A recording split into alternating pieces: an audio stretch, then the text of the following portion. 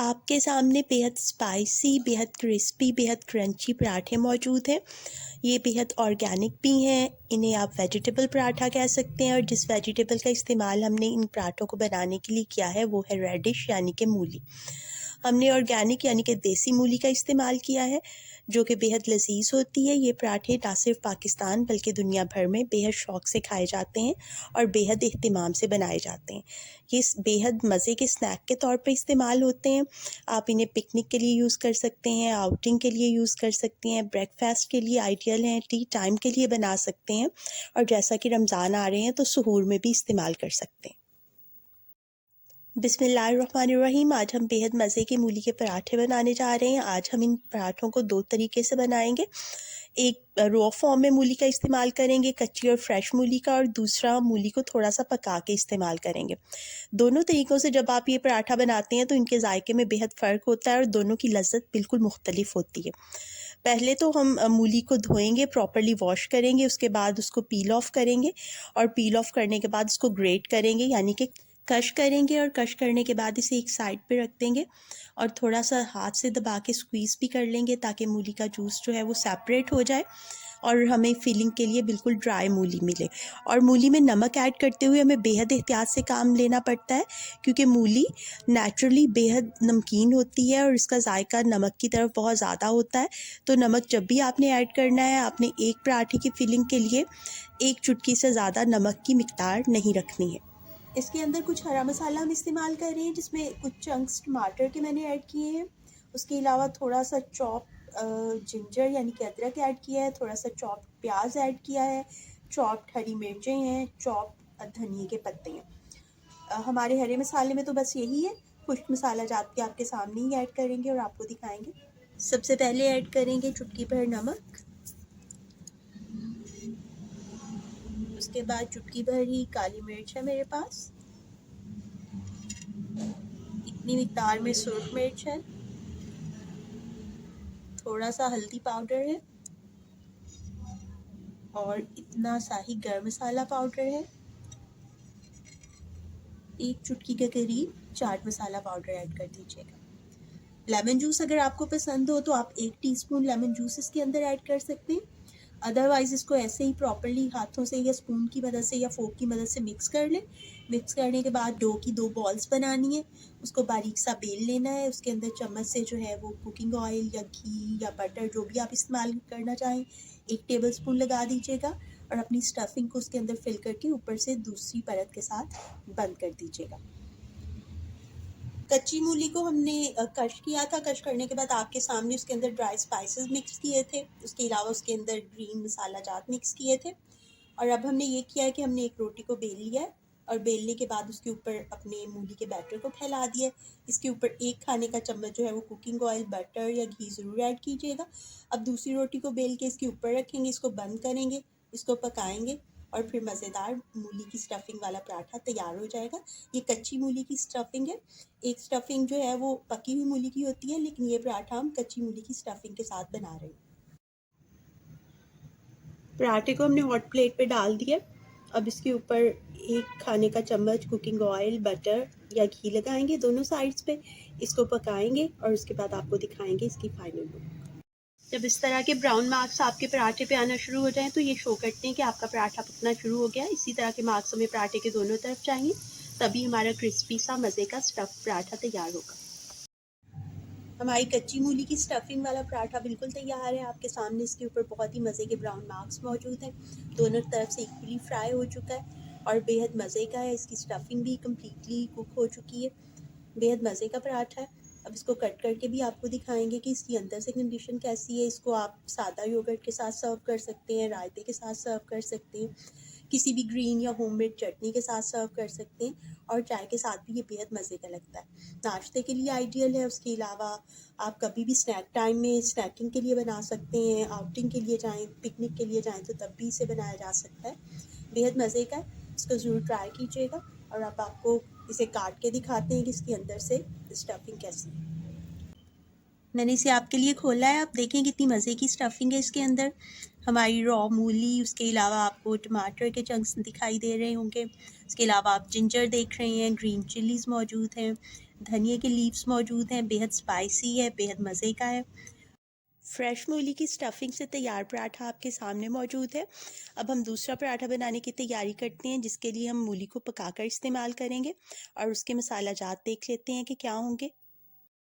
उसके लिए जो ग्रीन मसाला हमें चाहिए, उसमें हमें चॉप्ड प्याज चाहिए, चॉप्ड लहसुन चाहिए, चॉप्ड अदरक चाहिए, चॉप्ड ग्रीन चिलीज़ चाहिए, चॉप्ड टमाटोज़ चाहिए और एक मीडियम साइज़ की हमने मूली ली है, जिसको छीलने के बाद हमने ग्रेट कर लिया है, कश कर लिया है। अब हम करेंगे ये कि हम अपने जो है वो प्याज को, लहसुन को, अदरक को, टमाटर और हरी मिर्च को अच्छे तरीके से जो है वो फ्राई करेंगे।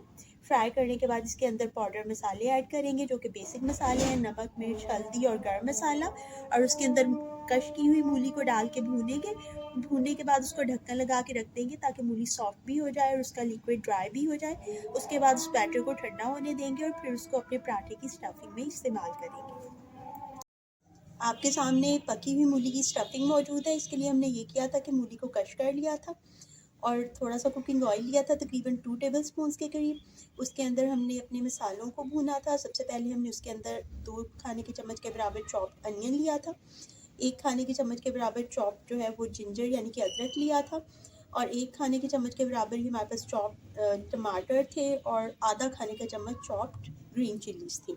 इस सब मसाले को हमने अच्छे तरीके से फ्राई कर लिया। फ्राई के बाद हमने उसके अंदर अपनी ग्रेटेड मूली यानी कश की हुई मूली को ऐड किया, उसको प्रॉपर्ली फ्राई किया। फ्राई करने के दौरान ही हमने तकरीबन 2 से 2.5 मिनट की फ्राइंग के बाद इसके अंदर ऐड की मसाला जात, जिसमें नमक था, सुरख मिर्च थी, काली मिर्च थी और हल्दी पाउडर था, गरम मसाला पाउडर था। उसके साथ ही हमने कुछ साबुत मसाला जात ऐड किए थे, जिनमें हमने 1/4 टीस्पून साबुत सौंफ, 1/4 टीस्पून कलौंजी, 1/4 टीस्पून साबुत ज़ीरा, 1/4 टीस्पून साबुत धनिया, हाफ टी स्पून राई दाना और हाफ टी स्पून ही मेथी दाने का ऐड किया था।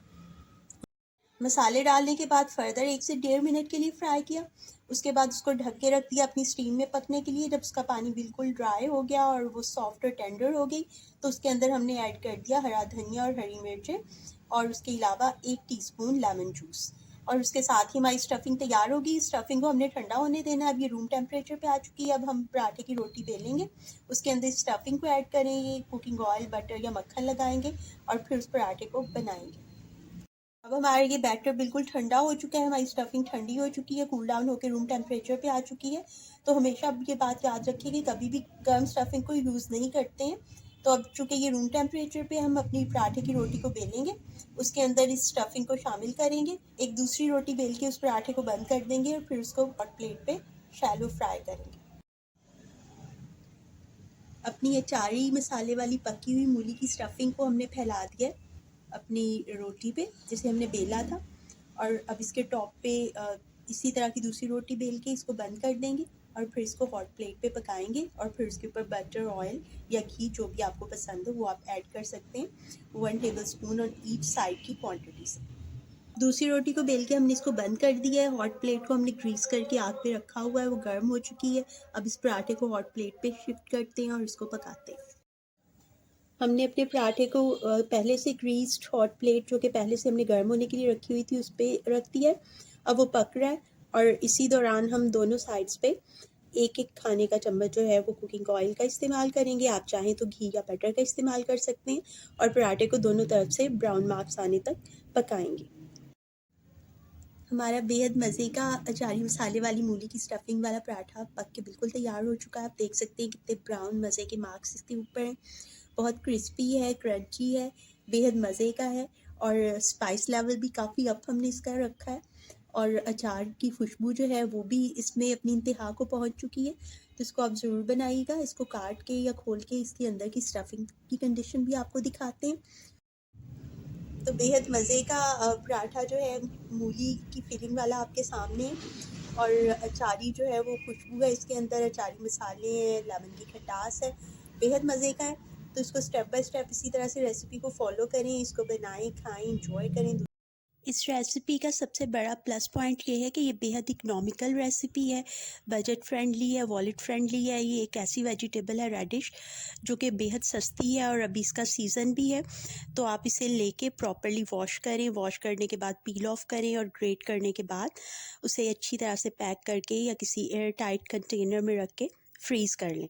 तो ये बिल्कुल भी ख़राब नहीं होती और जब कभी आपको फिलिंग वाले पराठे बनाने हों, आप उसे निकालें, थोड़ी देर के लिए काउंटर पे छोड़ें, जब वो थॉ हो जाए तो उसको आप यूज़ कर सकते हैं।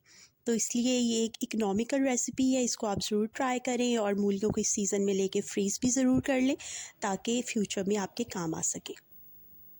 आज हमने आपके सामने 2 तरह से पराठे बनाए हैं, एक फ्रेश मूली के साथ और एक पकी हुई मूली के साथ। दोनों के अंदर स्पाइसेस भी डिफरेंट किस्म के यूज़ किए हैं। दोनों तरह के मज़े के पराठे आपके सामने हैं। हमने उन्हें कट करके सर्व किया है और आपके सामने ये दोनों पराठे मौजूद हैं। दोनों बेहद लज़ीज़ हैं और दोनों की लज़्ज़त और जायका बिल्कुल मुख्तलिफ है। हम इन्हें सर्व कर रहे हैं रायते के साथ, केचप के साथ। आप चाहें तो इन्हें अचार के साथ भी सर्व कर सकते हैं और अपनी मर्ज़ी की किसी भी सॉस के साथ सर्व कर सकते हैं। हमने इन्हें काट के सर्व किया, आप चाहें तो बटर पेपर में रैप अप करके रोल करके भी सर्व कर सकते हैं। तो इन्हें अपनी मर्ज़ी से बनाइए, अपनी चॉइस के अकॉर्डिंग सर्व कीजिए, अपनी पसंद की सॉसेस इस्तेमाल कीजिए और रमज़ान में ख़ास तौर पे सहरी के लिए आप इन्हें बना सकते हैं। बहुत ही मज़े के रहेंगे और बहुत ही आइडियल जो है वो आपका सहूर होगा। तो इन्हें बनाएं, खाएं और हमें ज़रूर बताएं कि आपको दोनों तरह की फीलिंग में क्या डिफरेंस महसूस हुआ। हमें फ़ीडबैक ज़रूर दें, दुआओं में याद रखें और आपसे मिलेंगे फिर किसी नई रेसिपी के साथ।